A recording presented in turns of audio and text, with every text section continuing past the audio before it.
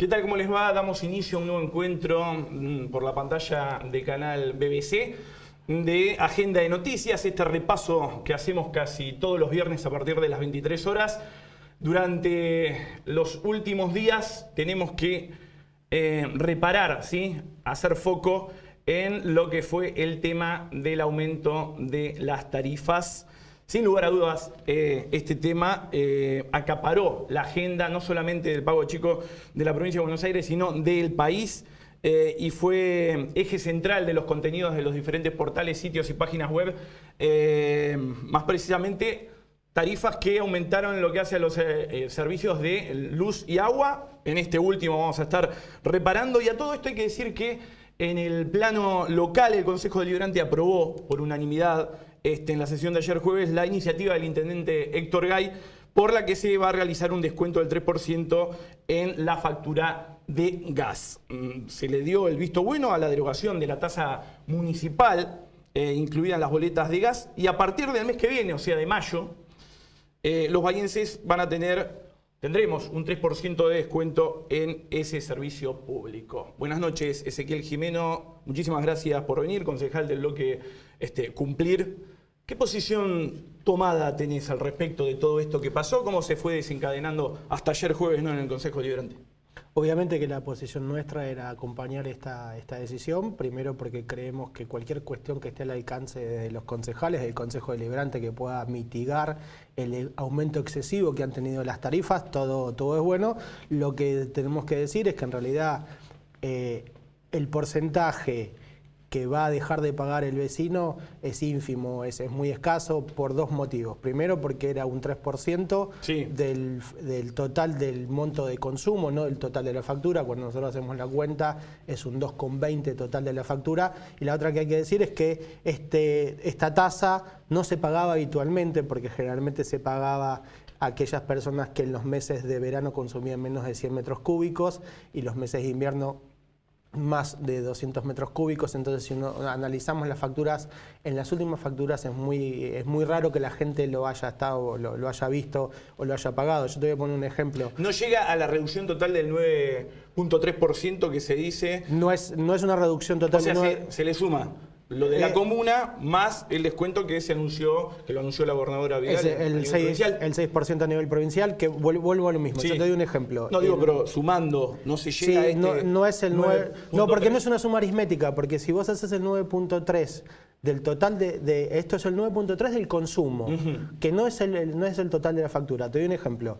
Una factura del periodo del 12 de febrero al 12 de abril, ¿sí? Una factura que tiene de 1.200 pesos de total de factura, son 890 pesos de consumo. Entonces el 3% lo tenés que aplicar, o el 6% lo tenés que aplicar sobre los 890, no sobre los 1.200, y cuando vos haces la cuenta sobre los 1.200, el 3%, que esta factura no lo tiene porque eran de 80 metros cúbicos de consumo en el mes, ¿sí? Pero supongamos que esa factura hubiese tenido el 3%, son 26 pesos, que es el 2,2% de los 1.200, y cuando vos haces la reducción de lo que sería ese 6% sobre el consumo, te da que es el 4,5% de los 1.200. Entonces, no es una suma tan aritmética. Lo que vamos a ver ahora cuando vengan las próximas facturas, cuál es el impacto real. Creemos que el impacto real en los bolsillos de la gente no va a ser tal, va a ser muy ínfimo, y porque además el servicio de gas, el servicio de luz, sí, tienen un impuesto que es nacional, que es el que más impacta, que es el IVA. En esta factura que yo te digo de 1.200 pesos, 890 pesos de consumo, hay 192 pesos de IVA. Y el impuesto provincial eran 80 pesos. Entonces, si hay que hacer una quita y hay que hacer un esfuerzo, como está pidiendo el presidente, el esfuerzo debe venir de parte de Nación y hacer una quita o del 100% del IVA o hacer una quita del 50% del IVA, porque el IVA es coparticipable, pero hacer una quita en ese impuesto que es el que más impacta en los bolsillos de los consumidores. La realidad es que al haber facturas más altas, el ingreso de IVA es más alto para el gobierno nacional, y el gobierno nacional no va a resignar ese ingreso y le pide a los municipios y a las municipalidades que resignen ingresos cuando quien podría hacer el mayor esfuerzo y podría repercutir más en los bolsillos de los trabajadores o de los consumidores es el Estado Nacional. En la sesión de ayer también se creó un fondo para que se sigan realizando las obras de extensión, digamos, de lo que es la red troncal de gas con dinero propio. Se habló también del precio de la garrafa social. Sí, al derogarse la ordenanza que establecía esta tasa municipal, Sí. Esta ordenanza es del año 89, modificada en el 2004. Esta ordenanza, cuando se veía que en aquella época era gas del Estado, no se podía hacer cargo de estas obras, se estableció esta tasa, y esta tasa lo que hacía era, en gran parte, ayudaba a ampliar la red troncal, después empezó a ayudar a ampliar la red domiciliaria, y en el 2004 un porcentaje de esto, era un 15%, que se destinó a poder pagar garrafas sociales que después la municipalidad le repartía a la gente que no tenía el dinero para poder comprar la garrafa. Cuando viene la ordenanza de derogación, nosotros pensamos que iba a venir la ordenanza de derogación, pero iba a intentar mantener este fondo. No vino así, y gracias al esfuerzo y a la gestión de los bloques opositores, sobre todo al bloque nuestro, lo que nosotros logramos es que este fondo se mantenga. Al derogarse la ordenanza había que crear un nuevo fondo porque el fondo anterior ya estaba derogado.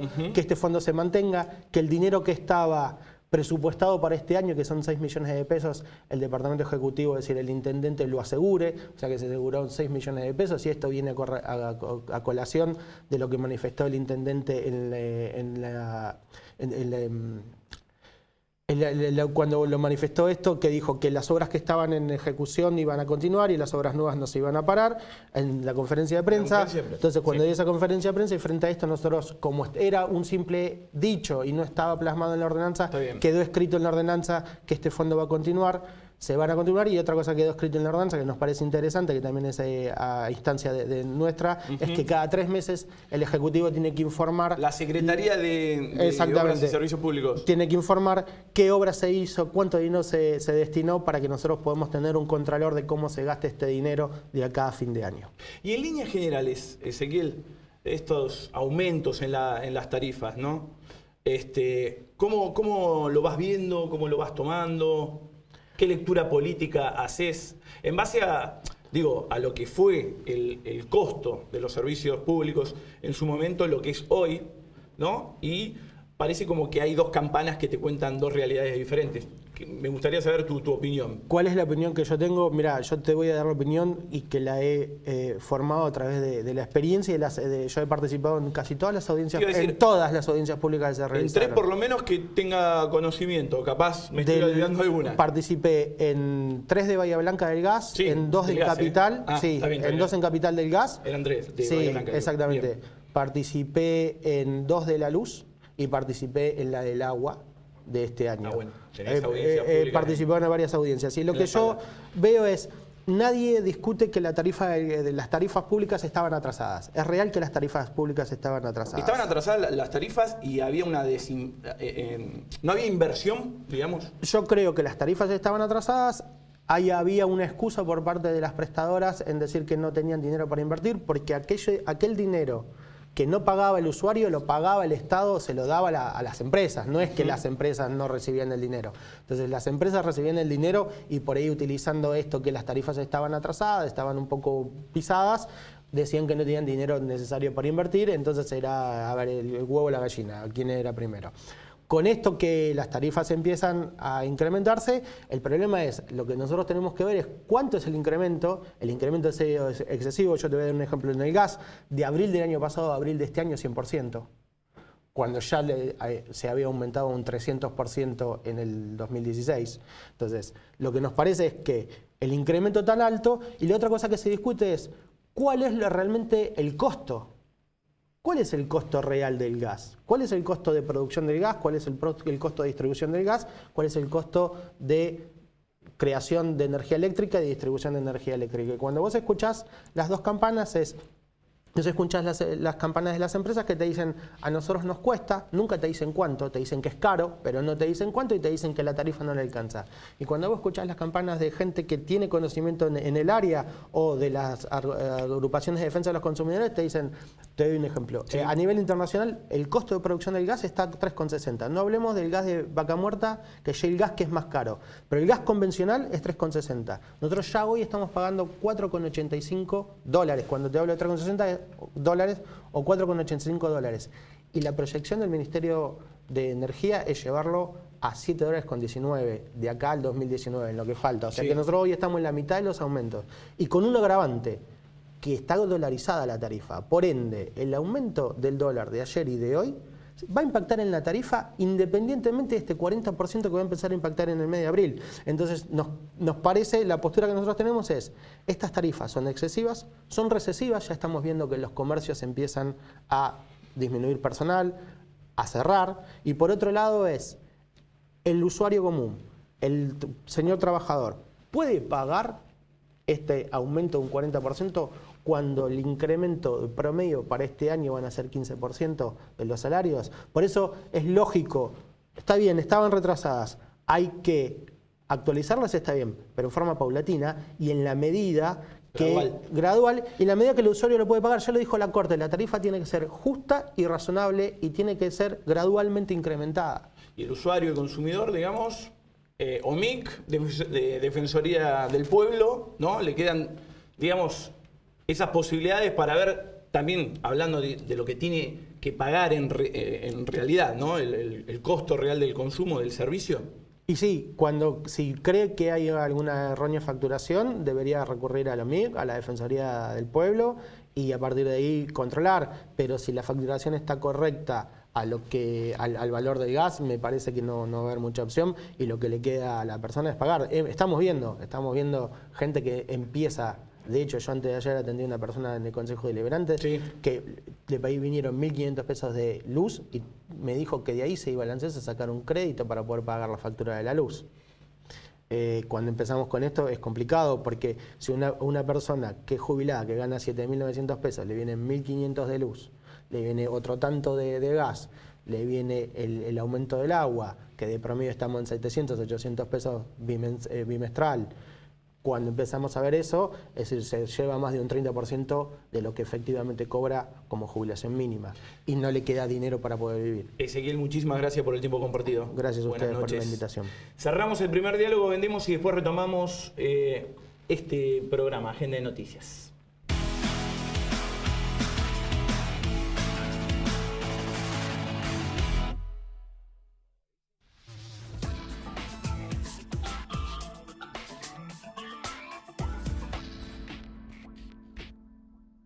Si el semáforo peatonal está en rojo, espera para cruzar sobre la vereda. Únicamente cruza cuando el semáforo lo permita. El cambio está en marcha. Municipio de Bahía Blanca. Somos parte de tu identidad. Estamos presentes en tu cotidiano. Consorcio de Gestión del Puerto de Bahía Blanca. Una ciudad puerto para todos.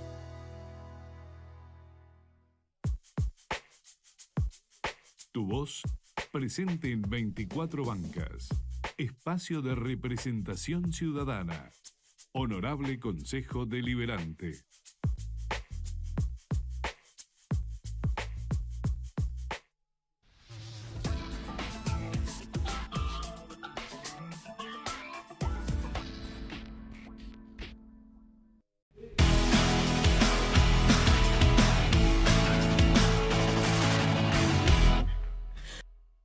Segmento final de este nuevo capítulo de Agenda de Noticias por la pantalla de BBC. Finalmente, la empresa aérea low cost Flybondi va a iniciar sus actividades en Bahía Blanca el próximo 31 de mayo.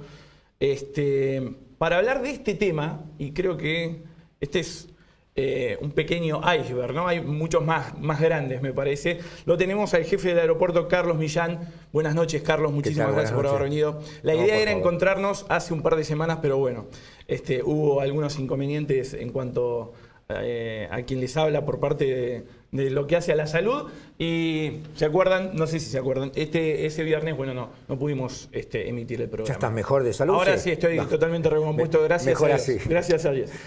Les decía, y te decía también, ¿no? Es muy importante el desembarco de Flybondi en el aeropuerto local. Se esperan más empresas low cost. Comentame un poquito qué significa esto.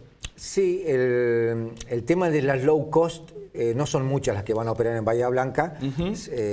Lo más importante que se está dando ya desde hace tiempo es el auge de viajar en avión. La gente tiene necesidad de acortar los tiempos ahora. Ya no es tanto que antes se subía a un transporte y sabía que iba a tardar a Buenos Aires 36 horas, como por ejemplo la gente de la Patagonia. Sí. Hoy ya directamente eso lo están eliminando. La gente quiere transportarse rápido y no perder tanto tiempo arriba de un transporte terrestre. El avión lo que ha dado la posibilidad con las tarifas bajas, que ya venía trabajando. Por ejemplo, nosotros, lo tengo que decir, no es porque sea la empresa de bandera, pero Aerolíneas Argentinas ya hoy cuenta con el 95% de los vuelos en nuestra ciudad, así que es loable lo que ha hecho, ha creído en nosotros, en los bahienses, como buenos pasajeros, y además es un nexo bastante interesante Bahía Blanca. Yo siempre lo dije, en la parte operativa nosotros somos alternativa de todos los vuelos que están en la Patagonia, y eso es muy interesante, y ellos lo están usando como nexo. Por ejemplo, están trayendo, en este momento nos están usando como hub. Hub significa, por ejemplo, son los aeropuertos de Córdoba, donde se hacen transbordos, sí. Se hacen cambio de avión, y a nosotros nos están usando como hub. Por primera vez en la historia, antes no se hacía eso acá en Bahía Blanca. Por ejemplo, la gente que viene de Mar del Plata, que agarra el vuelo de la costa atlántica, en lugar de continuar en la costa atlántica, baja en Bahía Blanca y embarca con el vuelo a Neuquén. Y ahora próximamente en junio y julio vamos a tener el vuelo a Bariloche también incorporado. Bien. Así que vamos a estar bien. También tenemos el vuelo a Córdoba, que ya está volando. Sí, los primeros vuelos se dieron en este último tiempo, ¿no? Este mes fue el vuelo a Córdoba, sí. Así que bienvenido todo, y lógicamente las low cost van a aportar lo suyo, ¿no? Pero digo, a ver, Aerolíneas baja los costos, los precios, y se genera más competencia. Flybondi, puede ser que venga también alguna otra, LASA, por ejemplo. LASA, sí, LASA tiene previsto para agosto más o menos aproximadamente iniciar sus vuelos sin tocar Aeroparque. Para nada, ni Aeroparque ni Ezeiza. Ajá. ¿Y eso qué significa? Eso es el vuelo, y para nosotros siempre decíamos antiguamente, como acá en Bahía Blanca, el colectivo que no pasa por la Plaza Rivadavia está muerto, no trabaja. Y nosotros siempre decíamos en aeronáutica, el que no pasa por Aeroparque no existe. No existe. Y sin embargo hoy hay muchos vuelos que no están pasando por Aeroparque, y a la gente le gusta eso. Porque no es el hecho de Aeroparque en sí, sino... Porque tienen más autonomía las demás, digamos, terminales aeroportuarias. Lo que pasa que tiene mejor comodidad para la gente. Por ejemplo, hoy, si uno se quiere ir al exterior, no hace falta ir a Ezeiza.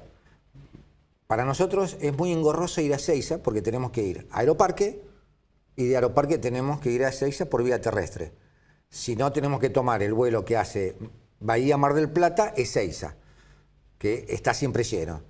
Sí o sí tenemos que ir a Aeroparque, y por ahí se hace muy engorroso. En cambio, Córdoba es una alternativa muy buena, porque uno vuela a Córdoba y de Córdoba embarca ya directamente a un vuelo internacional. Hoy Córdoba tiene muy buenas alternativas para el exterior. ¿Se han generado rutas más dinámicas? Sí. Casualmente ayer me llamó un compañero para ver que tenía que viajar urgente, tenía problemas familiares, sí. Un amigo, y tenía que ir a Tucumán. ¿Cómo podía hacer sin ir a Aeroparque? Enseguida lo metimos en el vuelo, todo pago, todo bien. Lo metimos en el vuelo de Córdoba a las 2 de la tarde, y a las 7 de la tarde ya estaba en Tucumán. Es decir, baja en Córdoba, de Córdoba se tomaba el otro vuelo que lo llevaba a Tucumán. Es decir, hay una manera ya más cómoda, ¿no? Te decía el tema de las low cost y también, bueno, la misma empresa de bandera. Esta baja en cuanto al costo, al precio, ¿no? Que casi se aproxima al colectivo, digamos, ¿no? Sí, no soy para todos los buen destinos. Economista, ni tampoco ando en la parte comercial. No, pero por ejemplo, para ir de Buenos Aires, sí, de Bahía Blanca a Buenos Aires. Desconozco los costos, cómo lo manejan y cuál es el número que toman para hacer eso. Yo creo que debe haber algo hay, porque por ejemplo, vos hoy para ir a Buenos Aires, si vos vas solo, no te conviene ir en el auto. Te conviene irte en el avión, te sale más barato. Si van 4 de familia, te conviene irte en el auto, no en el avión. Claro, no para todo el mundo. Por eso, yo calculo que debe haber algo de eso, tiene que haber, pero la verdad que lo desconozco, el motivo por qué esa diferencia. Si vamos a la diferencia, un taxi del aeropuerto al centro sale la mitad de un pasaje del aeropuerto a Buenos Aires, claro, prácticamente. Pero bueno, todos tienen sus costos, tenemos que pagar nuestros impuestos y algunas cosas son más elevadas que otras. Por ahí se le está dando alguna facilidad a la parte aeronáutica, puede ser. La verdad que desconozco, esa parte la desconozco. Pero con el tema de las low cost, sí, quería agregar que, por ejemplo, Flybondi va a comenzar a operar con los mismos aviones, las características que tiene Aerolíneas Argentina, que son los Boeing 737-800, que tienen una capacidad para Flybondi de 189 plazas. Aerolíneas Argentinas tiene 166 plazas, me parece, más o menos anda por ahí. Pero ellos tienen una clase business, que por ahí las clases business dentro del vuelo doméstico, acá dentro de la República Argentina, no es tan necesario. Entonces ellos para poder competir, para poder continuar compitiendo con las low cost, van a eliminar los 8 asientos que tienen de business y le van a agregar los 18 asientos que corresponderían a clase turista. Es decir, con eso se irían a 186, 189 plazas, como tiene Flybondi.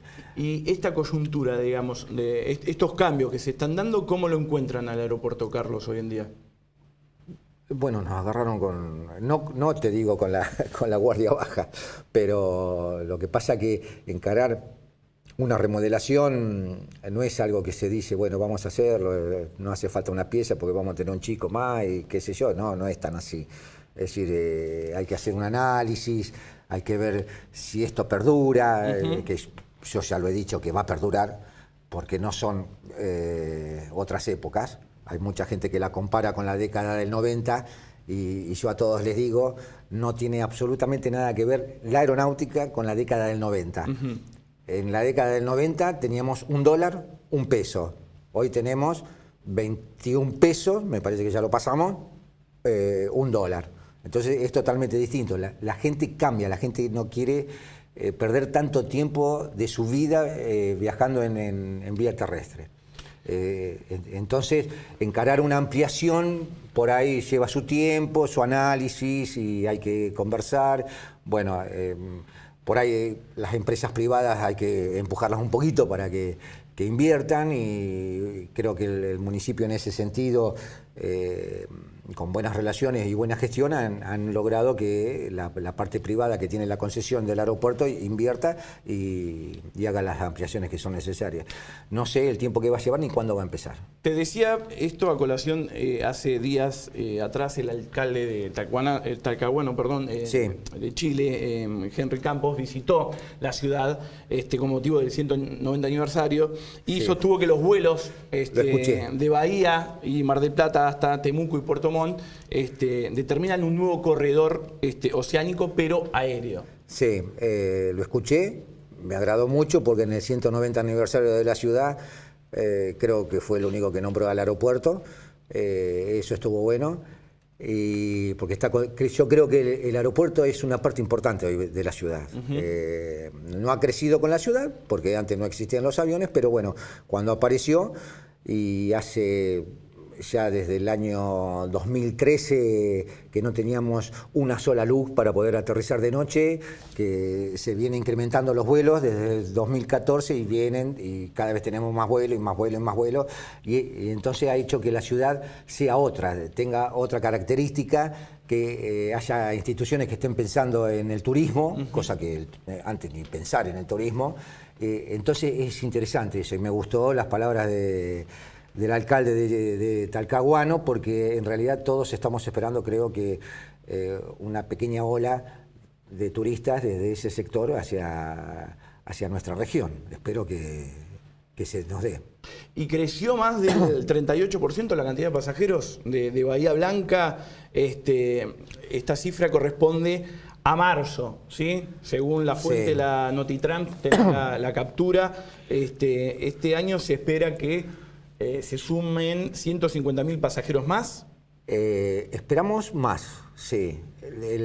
La cifra exacta te voy a decir, desde el año 2008 hasta hoy, 2018, es decir, 10 años, el aeropuerto creció 465%.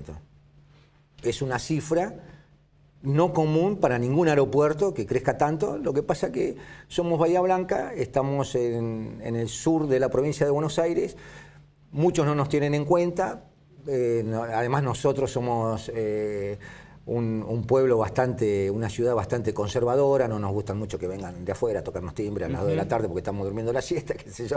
Pero bueno, nos tenemos que adaptar al cambio. Hay gente que está presta a eso, tenemos que aprovechar a los jóvenes que tienen un empuje bárbaro.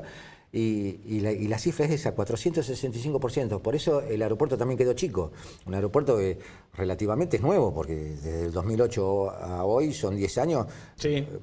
No es necesario por ahí reformar tanto el aeropuerto, pero es necesario ahora hacer una inversión muy grande porque ante ese crecimiento, ¿quién se puede preparar para algo? Es lo mismo que si vos haces una casa porque te casás y piensan con tu señora tener 2 hijos y te aparecen quintillizos y sonaste.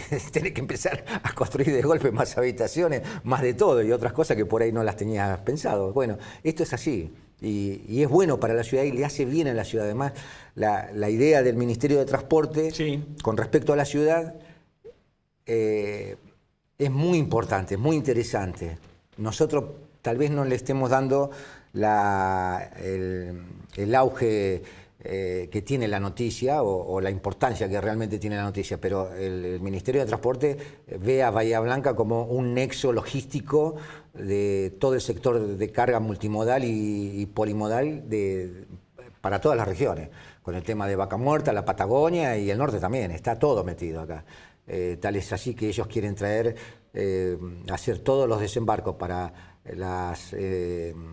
la energía eólica de todo el país, lo quieren hacer acá en el puerto de Bahía Blanca. Acá. Sí, es muy importante, es decir, el puerto lo que puede llegar a crecer es muy importante. Operativamente, estratégicamente. Operativamente, la ubicación de Bahía Blanca es muy buena. Primero, un puerto de aguas profundas que no lo tiene nadie.